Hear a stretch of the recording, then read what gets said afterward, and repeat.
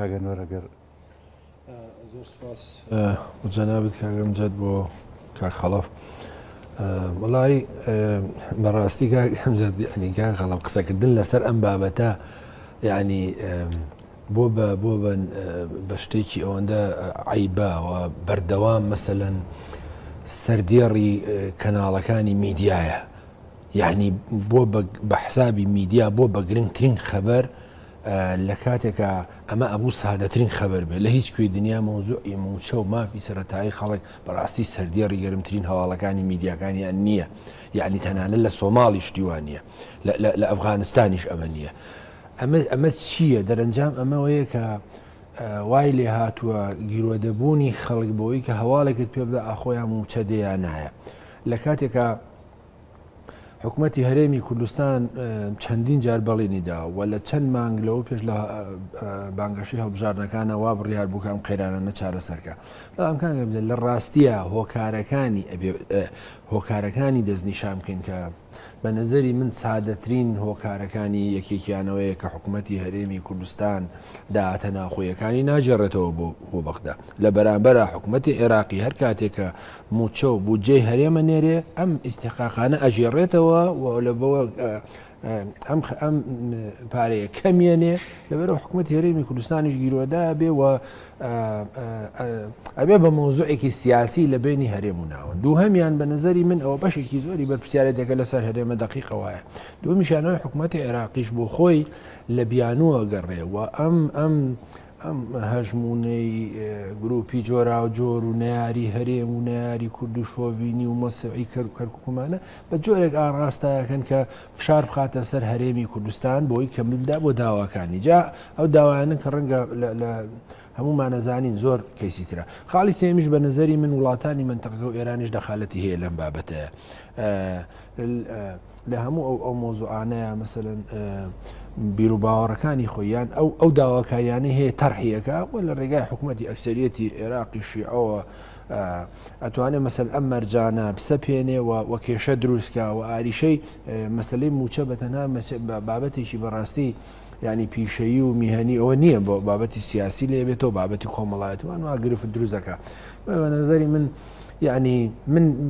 بۆ خۆشم پێم وانی ینی هیچ گەشتبین نیم بەوەی کە بەڕاستی ئەم کێشەیە بە ئاراستەیەکە بڕوا چارەسەر بێ و لە کاتێکیشە کاگەمجد هیچیشیان مەسەر نەرە سەرک وەزیرانی عێراق نە سەرک وەزیرانی هەرێمی کوردستان نەلایەنە سیاسەکان بەڕوونی نان بڵین کێشەکە ئەمەیە مەسەلەن سوودانی لە چەند مانگی ڕابردوو هاتە هەولێر وتی ئەمانە هەوڵەدەین چارەسەرکەین کەچی لەو سەرەوە ئەڵێن وەزیری دارایی حکوومەتی ناوەند موافق نییە لەسەر ئەمە گرفتەکە ئەوە نییە گرفتەکە بەداخەوەکە ئەم جوگرافیایی کە ناوی عێراقا ئەو هەموو کێشە کەڵەکە بۆ سیاسی هەیە لەبەرەوە بەداخەوە ملمانە سیاسەکان تێکەڵی ئەم بابەتان ناکرێ و بۆ بە نەتیجەش خەڵک باجەکەیەدا بەداخەوە کە ئابێ بڵێم ئەمە حکوومەتی هەرێمی کوردستان بە هەر لەم فاکتانەی کە بن باسم کرد هەم کام لەم فاکتانە دقیقیش بێ ئەگەر بەرپرسیارەتی حکوومەتی عێراقیش بێ حکوومەتی هەرێمی کوردستان بەرپرسە لە دابینکردنی ژیان و کەرامەت و بژێوی ژیانی خەڵک ینی ناکرێت مەسەڵەن حکوومەتی عێراق بڵێ بوجە موچەم نار تەوزیع یەکەم نەی نار نابێ باشە ئەبێ مەسە ئەتراف بەوە بکە کە ئەمە ینی ئەبێ ئەخوایب نییە گەر ئەتراف بەوە بکە و ئەمە مەسەرەن ئەگەر ئەمەش ناکە ێ باشە یەکێکی تر کاگەمجدکە قەڵەب لە کێشەکانی نێوان ناوەند و مەسەلەن هەرێمی کوردستان ئەم کێشەی ئەمە تەوتین بێیان هەژماری من بێ ئەمە یەکێکە لە کێشەکان بە حساب حکوومەتی عێراقی خۆی لێ بێدەنگ کردو ئەڵەوان لەو بینەیە خەریکی مشکلەی خۆیانن بە ئەم مشکلیان بەردەوام بێ و منیشتوی استفادە لەوەکەم ئێمە ئەگەر تەوتینە لە خازانجی خەڵکە مەسەلەن بۆچی مەسەلەن ئەمە ناچێتە چوارچێوەیەکی یاسایی و بە ئەمە خەڵک لی سوودمەندە توگەتایی پێ بێ نەزەری من ئەمانە گرفتی زۆر و زەوەندی هەیە پێشم وانە بۆ خۆم گەشتبین نیم بۆی بەڕاستی چارەسەر بێ بەم زوانە قوربانیەکەش هەوڵات واز لە قەرارەکانی ئەوان بێنین چکەوانەوە دوشتیان زۆر داوا جێبەجێنەوە بەڵام هۆکار ئەبێ ئەمە بگەڕین بە دوای فاکتەرە ئەساسیەکانی ئێستا حکوومەتی هەرێمی کوردستان دوو ڕێگای لەبەردەستە یان ئەوەی کە بۆ خۆی ئابووری سربەخۆ جارێشکە ئەپدەیت دەکاتەوە بۆ خۆی نەوت دەفرۆشێ بۆ خۆی داهات پیاکە موچەی خەڵک بە سربەخۆی ڕاگەێنێ جابێتەوە ئەوە واقع حکوومەتی عێراقی بەم حاڵەوە ئەمە دیوێکێتی بۆ یەکرێ ئەگەر ئەمە ناکرێ ئەبێ ملدا بۆ هەموو داواکانی حکوومەتی عێراقی جا مەسەلەن ناحەقیشی تایە بەڵام بۆ تێپەڕبوونی ئەم بارودۆخە ناهەموارەی کە خەڵک تایەژی ئەبێ مەسەلەن دانووسانی جددی بکەوە ملداوە سادەترین حاڵەتیشیان هەموو داواکانی حکوومەتی عێراقی هەرچی ئێڵێ مەسەلەن با حساب بکەین ناڕەوایە بەڵام خۆیان ناڕەوایە کە تۆ بەداهاتی ناوخۆ بجێڕیتەوە ڕێکەوتنت کردووە کە هەموو ئەوەی خەڵەفژوتی نەوت و خاڵک و مرگەکان و بیجێڕیتەوە ئەمە خاڵی یەکەمی. خاڵی دووهەمی ئەگەر هەمە ئەمانە ناکەن باشە کاکە ئەم حکوومەتە بە دەستی چێتی نیشتیمانی و پارتی دموکراتی کوردستانەوەیە $1 ملیار بێنن بیخەنە بودجێ حکوومەتەکەەوە موچەکەی سەری مانگ بە قەرز بێن بە خەڵک دوای خۆتان لەگەڵ حکوومەتی عێراقی کێشەکانتان حەلکەن بگەنە نەتیجە فشار بکەن بەڵام با موچەی خەڵک مانگانە دوای نەکەوێ ینی معقول نییەوەی کە جەنابیشتاوتن $1 ملیار زۆر نییە بۆ هەرێمی کوردستان بۆ ئەم 2000 سەرەکیە بێنن لانی بۆ ئەوە بەڕاستی ئەتراز و ناڕەزایەتی خەڵک کەمەکاتەوە ئەم بایکۆت و ئەمەی کە بەشێک لە چین و توێژەکانی کۆمەلگا لە بەهداشت و تەندروستی و قوتابخانە ئەوانە جێبەجێ ئەمەش کەمە بێتەوە و ئەوەی جەنابیش دوتت بەڕاستی ینی خەڵک لەم هەلو مەرجە نیگەرانە یعنی بۆی نەگاتە ئاستێکی ئەوەی کە تۆوتت یعنی خەڵک خۆپشاندان و ئەتراز و ناڕەزایەتەکەی بە جۆرێک بێ مثلا نیگەرانی لێ بکەوێتەوە ئێمە هەمومان بەڕاستی خۆمان بە بەرپرسیارەزانین لە بەرامبەر هەرێمی کوردستان و ئەزمونونەکەی و ئێمە هەموو خۆشمان پێمان وایە بێ باشتر بکرێەوە بەڵام کاتێکە یعنی خەڵک ئەو هەموو نیگەرانی هەیە لە بەرامبەر سادەترین مافیشی ئەنیەوە نیە بڵێشت بۆچی مەسەلەن هەسەدا لە 2011 هەموو سەری مانگە موچەی خەڵکەکەی یاوە مثلەن ئەو هەموو ئیمکاناتشی لە بەردەمانە لەگەڵ بەرزبوونەوەی ڕێژەی هەڵاوسان و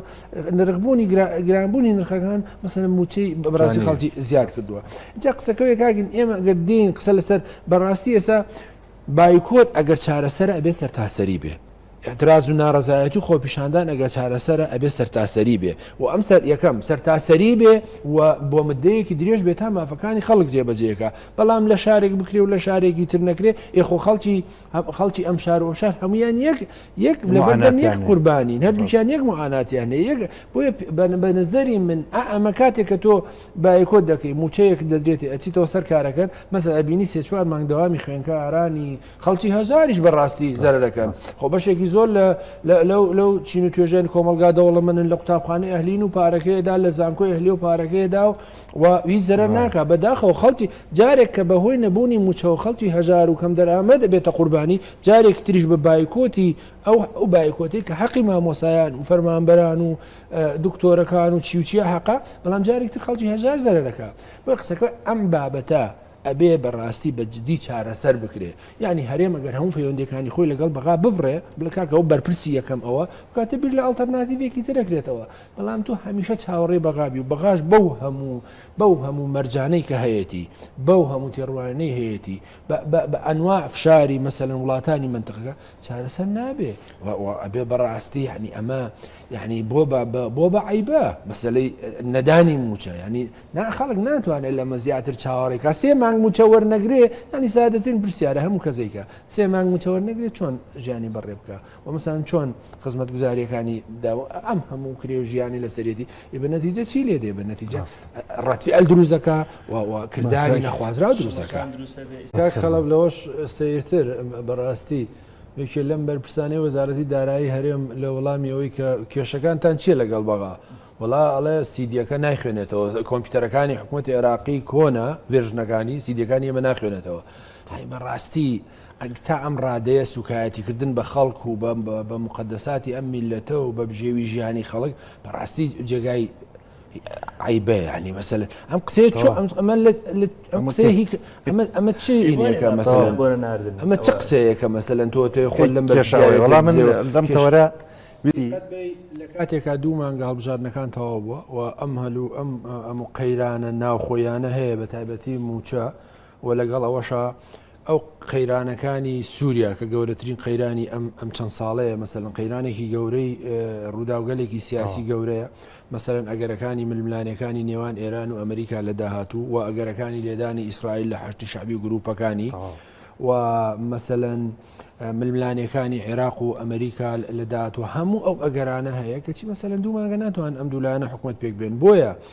مثلا گرنگترین شت دەبێ حکوومەت هێرێن بیزانێ ئەوەیە کە لە هەلوو لە هەر هەلوو مەرجێکە پشتیوانی خەڵک گەلەکەت نەتەوەکەت زۆر گرنگە بۆ هەموو شتێک پێشترە. باشە ئێستا ئەمریکا ویلایەتە یەکگرتووەکانی ئەمریکا لە هەفتەی ڕابردوودا فشارە خاتە سەریان و پێم وایە دانیشتنیان کردووە لەگەڵ یەکێتی و پارتی و تەنانەت لەگەڵ نەوەی نوێش واگەدارن کە مەسەلەن کە ئەو حکوومەتە زوو پێک بێنن ڕووداوگەلی گەورە لە منتقەکەیە هەیە مثلەن ئەبێ خۆت ئەبێ مەسەلەن حازرایەکت هەبێ وڵامێکت هەبێ بۆ هەموو قەیرانانە و دواکەوتنی پێکنهێنانی حکوومەتیش بەشێکە لە قەیرانی بێگومان دەست خۆش پێم وایە بێت کاتەکەمان تەواو بوو.